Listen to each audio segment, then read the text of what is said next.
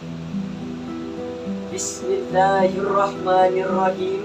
Assalamualaikum warahmatullahi wabarakatuh. Alhamdulillahilladzi amarna bil jama'ah wa nahana 'anit tafarruq.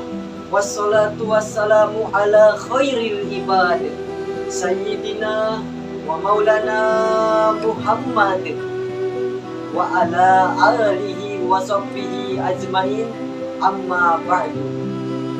Dewan juri yang saya hormati, hadirin sebangsa dan setanah air dimanapun Anda berada, yang insya Allah dirahmati oleh Allah Subhanahu wa Ta'ala. Didasari oleh sebuah survei yang dilakukan oleh Institut Ilmu Al-Quran Jakarta tahun 2018 mengungkapkan bahwa 65% muslim di Indonesia buta aksara Al-Quran, sedangkan 35% lainnya yang bisa membaca Al-Quran. Dari kalangan tersebut yang bisa membaca Al-Quran dengan benar hanya 20%. Data tersebut menjadi jawaban tentang akhlak, perilaku, dan budi pekerti pemuda Indonesia saat ini. Rapuhnya memahami Al-Quran untuk memahami maknanya. Pemuda yang kehilangan arah, akidahnya dikalahkan oleh lembaran rupiah, idealismenya diperjualbelikan. Akhirnya muncullah para jangkis-jangkis jalanan, kelompok tak bertuan dan bertuhan, mengabaikan urgensitas Al-Quran. Pada gilirannya muncullah westernisasi, rambut moha kala Yahudi, gangster-gangster jalanan yang bermuara kepada manusia yang buta agama, buta moral mulia, buta Pancasila, yang berujung kepada Al-Quran terkesan tidak berguna, tidak bermakna, hanya menjadi hiasan semata. Betul hadirin? Di samping itu, sebagaimana Muhammad Nasir Tabarak dalam sebuah bukunya pernah mengatakan, sebagian besar umat ini masih terkerangkang oleh kemiskinan kultural yang akut, yakni sebuah kemiskinan yang dilatar belakangi oleh ketidakmauan bekerja keras, belajar, serta ditinggalkannya nilai-nilai agama. Ungkapan tersebut hadirin bukan hanya sekedar basa-basi tanpa bukti. Sebab bila kita menjelajahi Nusantara ini, masih banyak putra-putri bangsa kita yang lulus dari sekolah terus menganggur, hidupnya menjadi tidak teratur, rambutnya tidak pernah dicukur, cita-citanya menjadi gubernur, tetapi hobinya hanya mendengkur di atas kasur, sehingga bukannya menjadi gubernur, tetapi malah menjadi penganggur yang hidupnya hancur tersungkur dari dunia sampai alam kubur.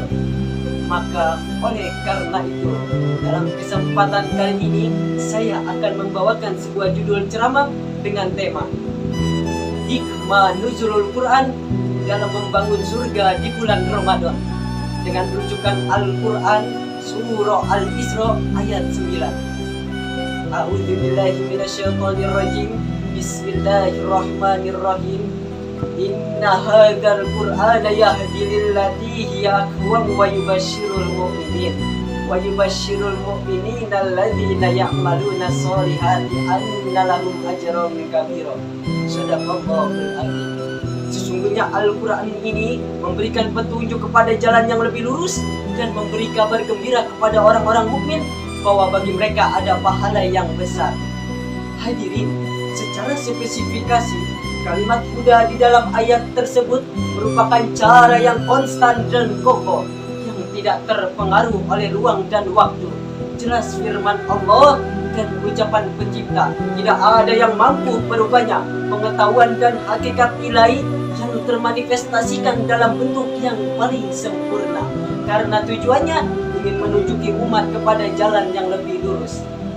Hadirin, semenjak nuzulul Quran atau turunnya Al-Quran dan zaman retorika, Al-Quran merupakan kitab yang penuh dengan estetika. Sampai saat ini, Al-Quran mampu berdiri tegak dengan banyaknya ilmiah yang tersembunyi dalam ayat-ayatnya, sehingga Al-Quran mampu mencetak para muslimin baru dari kalangan ilmuwan terkemuka dunia. Fakta yang menakjubkan menjadi inspirasi bagi kita semua adalah Al-Quran merupakan kitab yang menjadi solusi tantangan zaman.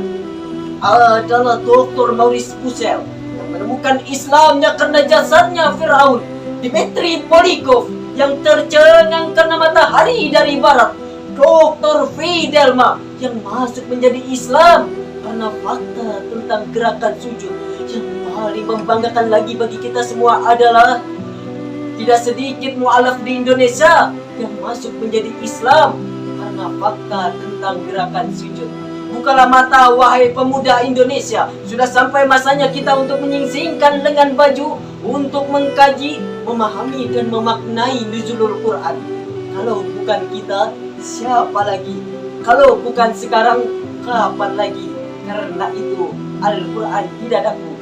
Sebagaimana hadis yang disampaikan oleh Rasulullah SAW dalam satu hadisnya yang diriwayatkan oleh Imam Malik, beliau berkata, "Taraktu fikum amroini lang tudillu ma tamassaktum bihima, kitabullah wa sunnata rasulih."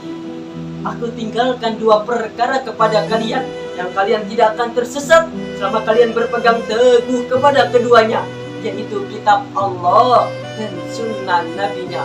Oleh karena itu, kesimpulan dari ceramah saya ialah generasi muda, khususnya masyarakat Indonesia, akan menjadi pemuda yang sempurna apabila menjadikan Al-Quran sebagai imamnya, berniat, berbuat, dan bekerja sesuai dengan Al-Quran.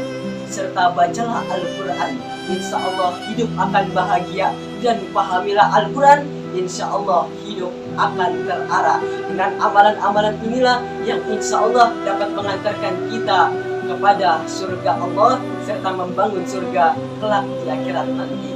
Mungkin hanya ini yang dapat saya sampaikan. Mohon maaf atas segala kekurangan. Ungdur maqala wala tangdur man qala. Allahumma fi ila aqwamit thoriq.